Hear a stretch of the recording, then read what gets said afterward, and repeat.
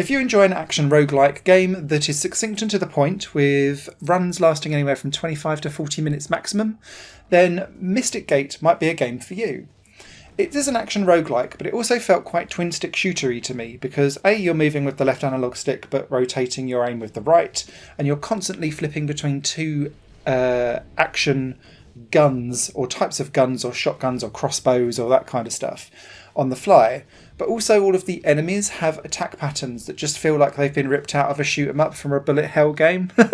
So they're always like sending out blasts in like 8 or 16 compass points in a pattern like that, or they've got lasers that will follow you around and then send missiles that will chase you, that kind of stuff.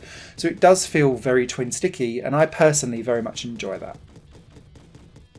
Whilst you can purchase upgrades that just attribute to your single run that you're doing at that one time, the best way to play Mystic Gate is to think about trying out everything. And that's because the gems that you get to upgrade your character's stats over a period of time that carry from run to run to run as permanent progression comes from discovering and trying out all of the different weapons and killing all of the different enemies in the game.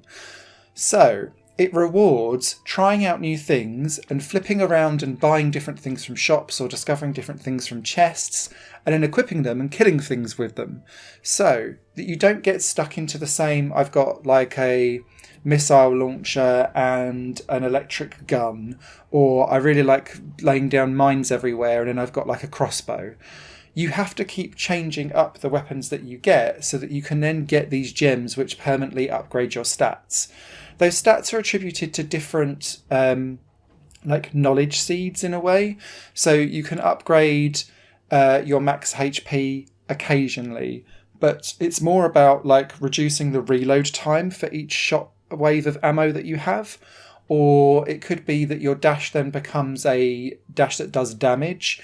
It's those kind of things rather than like actual strength or like damage increases that you can do. There are a couple of those about, but it's around making your character more agile and having more buffs on, like poison, stun, that kind of stuff.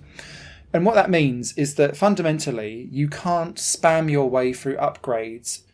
You have to have skill as well, and I quite like that way of going about doing things, because with Mystic Gate you could choose to just ignore quite a lot of the overarching upgrade system and get through the game on skill alone, and that is doable. And it would be good fun to do that, but if you're thinking, do you know what, I just need to keep on grinding, then you can do it and eventually upgrade your character so that it is more generous with health potions in chests and that kind of stuff, so that it gives you a helping hand as you go through.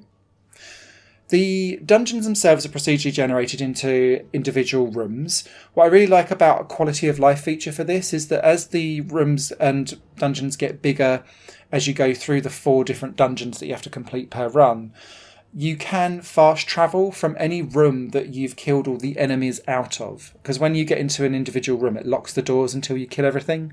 So you have to survive that kind of wave in a way. But then that means that there's a teleport in the middle that you can then flip between all the different things. Because the way you complete a dungeon is to collect 3, 4, 5 keys and then unlock the boss door. The bosses themselves they're kind of standard fare. They look nice and they do have their own unique attack patterns.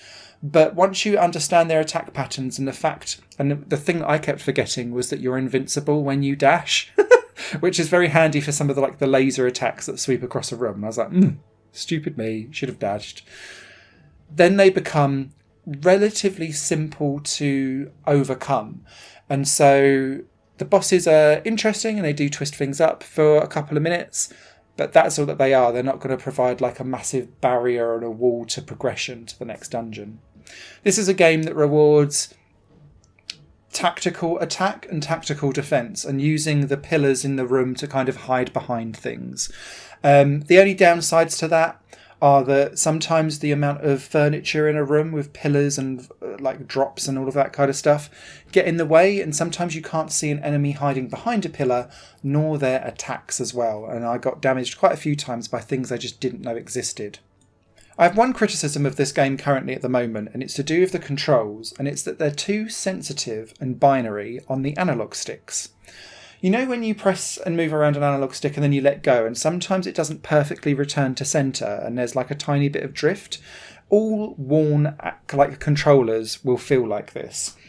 With Mystic Gate, it is so binary, like on or off. If it's not perfectly dead in centre, the character will go absolutely nuts.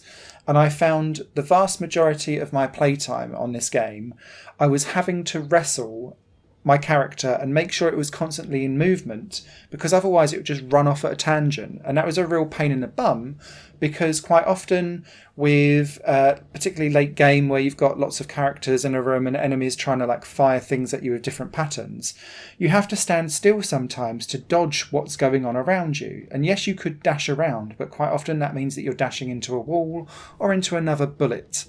So if I couldn't stand still because my character kept on veering off everywhere because my analog stick doesn't return perfectly to dead centre, it just needs a little bit of a dead zone. And if it can sort that out, then I'd be much more... my recommendation would be stronger, basically. So if they could put in just a tiny little bit of a dead zone, I think that would solve a multitude of issues that I had with this game. Mystic Gate is one of those games that I think is a good gateway entry to the action roguelike genre, because it's got quite a few options in the back end where you can turn on like auto aim and things like that, so that you can focus on just like dodging around rather than having to shoot, which I think is quite a good idea. I think maybe veterans of the genre will kind of go, we've seen most of the stuff here, but the fact that it encourages you to constantly change up everything in your formats, I think is a good idea, and I wish that other games would kind of force you to do that sometimes so that you don't get stuck in your old traits. Mystic Gate, out now! Higher Plane Games is part of the Higher Plane Network, a completely independent media outlet supported by people like you. The goal is to create the best possible content that cultivates a richer indie scene for games as well as music and entertainment.